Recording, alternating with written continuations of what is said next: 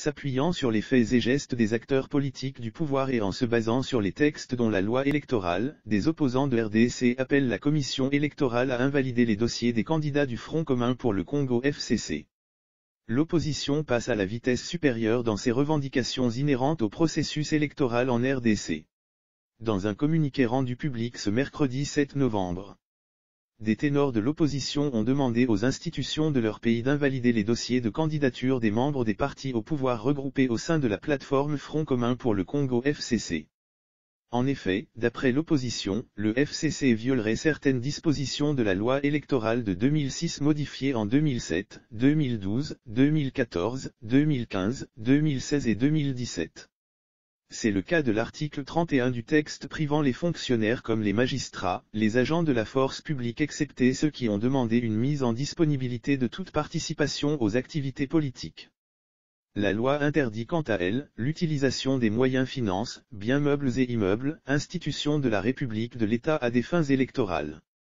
Est interdite, l'utilisation à des fins de propagande électorale des biens, des finances et du personnel de l'État des entreprises, établissements et organismes publics et des sociétés d'économie mixte. L'utilisation des biens, des finances et du personnel public visé ci-dessus est punie de radiation de la candidature ou de l'annulation de la liste du parti politique, du regroupement politique ou des indépendants qui s'en rendent coupables ou dont le candidat s'en rend coupable, stipule l'article 36 du texte. D'après les signataires du communiqué, les membres du FCC auraient violé ces dispositions de la loi électorale. Et ils ne demandent qu'une chose, appliquer in extenso la loi électorale. Mieux, que les institutions procèdent à l'invalidation des dossiers des candidats du pouvoir aux élections générales prévues le 23 décembre prochain. Dauphin de Kabila, Emmanuel Ramazani devrait donc être écarté de la course à la magistrature suprême de même que de nombreux candidats du FCC à ces élections législatives et provinciales. Ainsi que le suggèrent les opposants.